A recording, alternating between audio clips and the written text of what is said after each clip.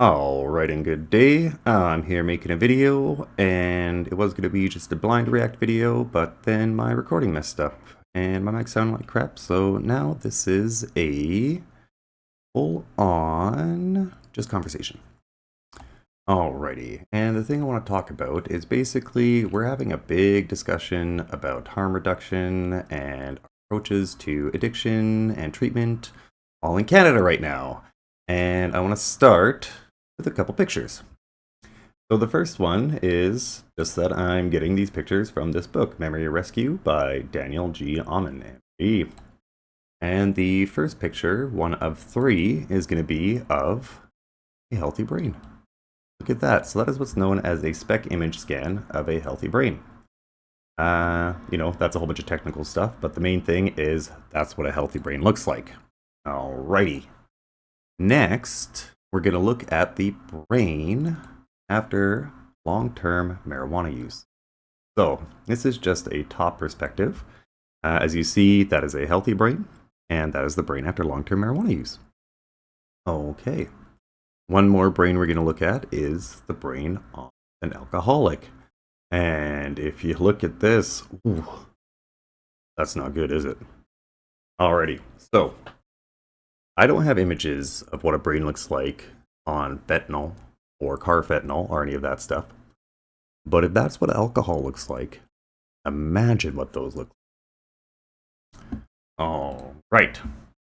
So this is a video by CTV News produced 22 hours ago. Now, after looking at those images of the brain, keeping that in mind, we're going to apply that to this conversation. With its open drug use and squalor, Vancouver's downtown east side has drawn disdain and disgust for decades. But illicit drug users in British Columbia are more likely to die behind closed doors. Yes, and that is a problem with stigma around drug use. When fentanyl first arrived in our province, 5 people overdosed at this Coquitlam home, with similar scenarios unfolding daily.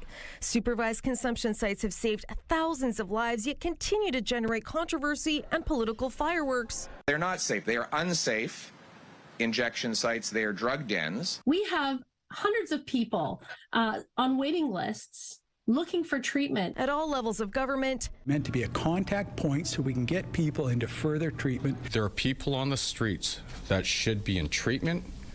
They should be in recovery. Year after year as the death toll continues to rise. Sorry, I just didn't want to pause on that exact picture. So the first thing I will say is I would not call them drug dens, just because, once again, there's that stigma issue that actually does play a factor.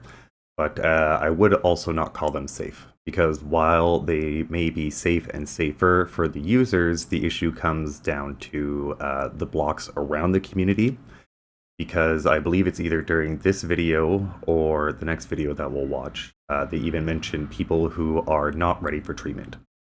And unfortunately, the people who are quote-unquote not ready for treatment are the ones who are, still causing a lot of the problems for the community. The most common ones that I've run into is a lot of fires. A lot of times these people will try to stay warm or need fire to use to heat things up. And these fires at times are burning plastic and garbage, and that is going in the windows of the residents of the people who live there, and they have children and families too. So this is affecting children, and this is affecting parents and their families in a negative way just by allowing this to go on and not giving them comprehensive treatment.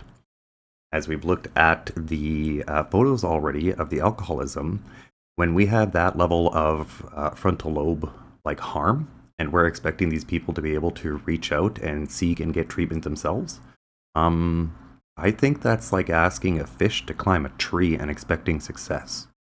Anyway, let's continue. To the Premier, given his abject failure of harm reduction, will you start an inquiry? I couldn't feel.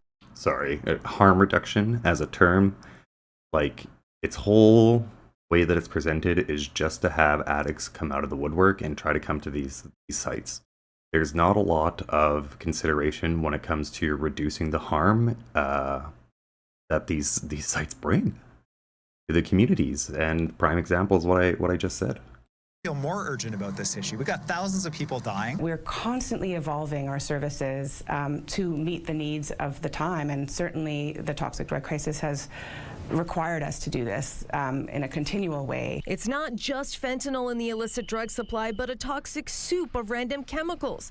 Supervised consumption sites help keep people alive until the day they may be ready to enter treatment. There it is. The day they may be ready. That's the reason I was pulling that up. I guess I had a feeling it was coming. Sure.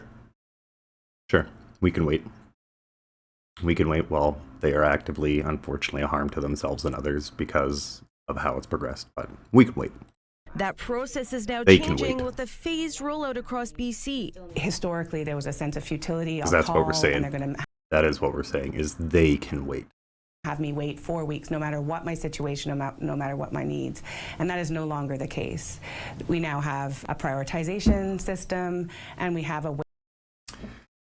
All right. So, taking frontal lobe. All right. Provides a detox and addiction housing referral line.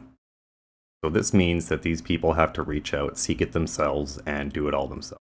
They have to reach out to you. You guys aren't helping them. You guys aren't helping them. Adults who require detoxification receive immediate screening by healthcare. All this is nice, but look at the way of You're failing at the matching start. people to the right service at the right time so that nobody's having to have that really long wait without answers. It's a matter of attitude and approach and understanding. And as to the people that are so hostile to drug-addicted people, I would say, what are you so hostile about? We are not hostile to drug-addicted people. We are hostile to the attitude and approach that the people in the helper field keep taking towards the drug-addicted people. Drug use is a complex issue with a constellation of potential policy If you responses and make it factors one. that can shift depending on how the political winds are blowing. The causes, however, remain consistent. In the next installment of this series, we examine why it may be more accurate to think of toxic drug deaths as deaths of despair. But we have a problem when it comes to solutions, is a thing called altruism. And altruism is killing these people and honestly destroying our country. Next, we'll watch pretty much the same video, but from the East Coast, Toronto. This was BC. I'll rewind that a little bit. Ba-boom. All right. Toronto.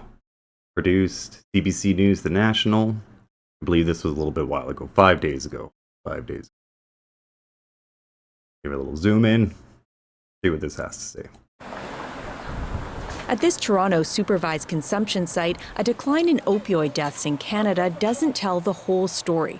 They've been helping a growing number of people avoid the worst. We're running to alleys, stairwells, on the street, just running to respond to overdoses that are happening in public. A new report says opioid toxicity deaths in the... And you know what? Toronto has a little bit of a special thing in there. I'll show you why Toronto's a little bit special when it comes to all of that. So Toronto has things called the SASSY machines. So these are the harm reduction vending machines where you can get all of your youth supplies and everything just on the street. So if they had actual comprehensive treatment and care, and not just things like SASSY machines, maybe they wouldn't be running underneath stairwells and into alleys. But, decreased by 17% from 2023 to 2024. It points to several factors, including changes to the drug supply. We know it's a very dynamic, unregulated supply. We know that new substances emerge and then they disappear for a while. It doesn't matter what the substance is.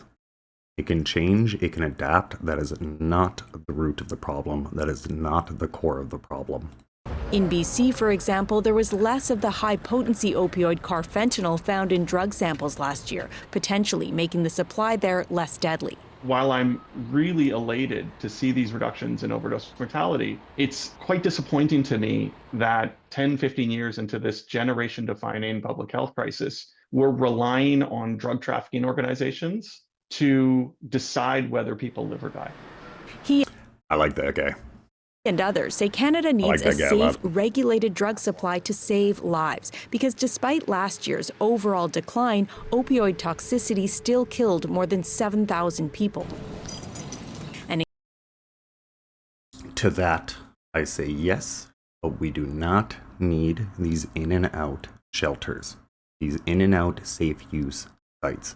It is a fact that people who are coming off of some of these harder drugs do need some level of weaning off, not just like withdrawals, detox, and that kind of stuff, that it takes time. And doing things like meeting them where they're at is developing a program that allows them enough of that time to actually become healthy again. But yeah, when we're expecting people whose frontal lobes are severely damaged to be able to do that, like, okay, they don't even have a home. They're living on the streets. Like, okay. in Quebec, Newfoundland, and Northwest Territories, deaths went up. Even though numbers may be decreasing Canada-wide, it's still an astronomically higher number than it was back in 2017. Experts say another thing driving the overall decrease speaks to the scope of the crisis. The people who are most likely to die are already dead, which is a very horrible and morbid thought. In Toronto. Yeah, and that is a very horrible and morbid thought, but when you work in the field a little bit, you understand why he said that, and that's a whole nother topic for a whole nother time, and you're free to look into that if you so choose. The provincial government recently shut down 4 supervised consumption sites because they were within 200 meters of schools or daycares. Those remaining are scrambling. People are just... Okay, I forget about that every time. Again, the issue isn't even necessarily the exact shelter or use site itself. It's the effect on the communities that they are put in. And these use sites do not really care about them. And why? Because, I don't know. As I say, altruism mostly. You know, it's not like they're evil, malevolent people who are trying to cause harm. They're not. They want to help, but Alan Watts, the road to hell is paved with good intention.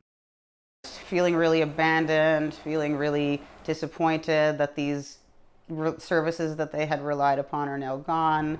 The report also says so far in 2025, emergency calls and deaths linked to drug toxicity are once again climbing in some parts of the country. Alison Northcott, CBC News, Montreal. Alrighty. Those are my videos. That's my show. Alright, so as a nice little summary, let's once again look at this.